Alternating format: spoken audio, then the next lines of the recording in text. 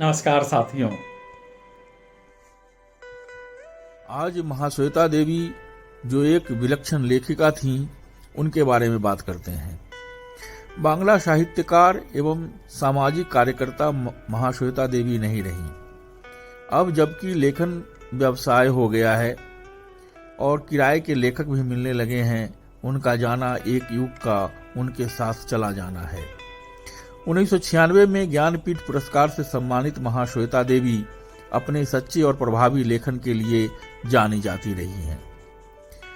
यह बात आश्चर्यजनक है, लेकिन सच है कि लेखन कभी उन्होंने घर में रहकर एयर कंडीशन्ड रूम में नहीं किया, बल्कि विषय की आवश्यकता के अनुसार गरीब और सुदूर बस्तियों में जाकर रहीं।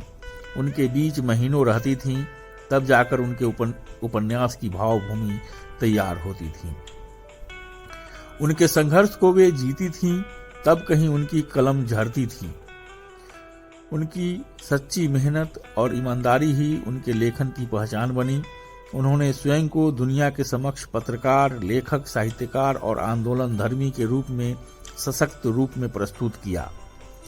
महाश्वेता देवी का जन्म 14 जनवरी 1926 को अविभाजित भारत के ढाका में हुआ था। उनके पिता मनीष घटक कवि और उपन्यासकार थे। माता धारित्री देवी भी एक लेखिका और सामाजिक कार्यकर्ता थीं। उनकी स्कूली शिक्षा ढाका में हुई। भारत विभाजन के समय परिवार पश्चिम बंगाल में आकर बस गया। बाद में विश्व भारती विश्वविद्यालय शांति निकेतन से बीए ऑनर्स अंग्रेजी में किया और फिर कोलकाता विश्वविद्यालय से एमए अंग्रेजी में किया। कोलकाता विश्वविद्यालय से अंग्रेजी साहित्य में मास्टर की डिग्री प्राप्त करने के बाद एक शिक्षक और पत्रकार के रूप में अपना जीवन शुरू किया।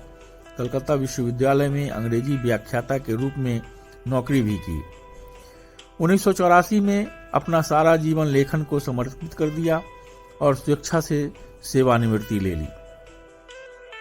महाश्वेता जी ने कम उम्र में लेखन का काम शुरू किया और विभिन्न साहित्यिक पत्रिकाओं के लिए लघु कथाएं लिखकर महत्वपूर्ण योगदान दिया। 1956 में प्रकाशित झांसी की रानी महाश्वेता देवी की प्रथम रचना है। स्वयं उन्हीं के शब्दों में, इसको लिखने के बाद मैं समझ पाई कि मैं एक कथाकार बनूंगी। इस पुस्तक को महाश्वेता जी ने कलकत्ता में बैठकर नहीं, बल्कि सागर, जबलपुर, पूना, इंदौर, ललितपुर के जंगलों, झांसी, ग्वालियर, कालपी में घटित तमाम घटनाओं यानी कि 1857 से 1858 में इतिहास के मंच पर जो कुछ हुआ, सब के साथ चलते हुए उन्होंने लिखा। महाश्वेता देवी ने एक बार कहा था, पहले मेरी मूल विधा कविता थी, अब कहानी और उपन्यास है। उनकी कुछ महत्वपूर्ण कृतियों में अग्निगर्भ, जंगल के दावेदार और 1084 की माँ, माहेश्वर, ग्राम, बांग्ला है।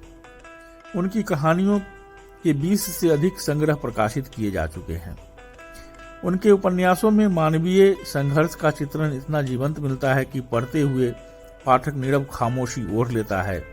घंटों स्तब्धता बनी रहती है कि आखिर इतना सूक्ष्म आकलन लेखिका कैसे कर पाई होगी।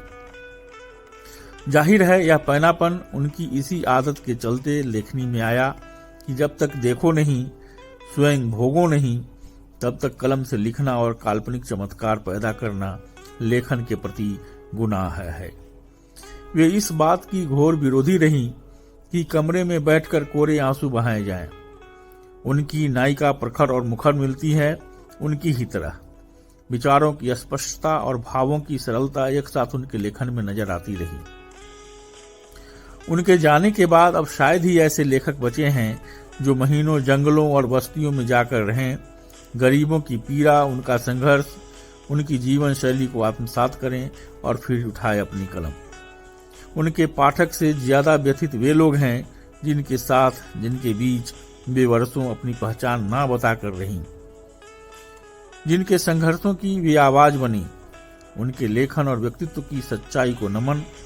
उनके उच्च कोटि के लेखन संस्कारों की वजह से उनका स्थान भारतीय पाठकों के दिल में सदा के लिए है और रहेगा। उनका विलक्षण लेखन हमारी धरोहर है। तो दोस्तों आज के लिए बस इतना ही। जल्द ही फिर मिलेंगे एक नए वीडियो के साथ। तब तक मुझे विदा दीजिए।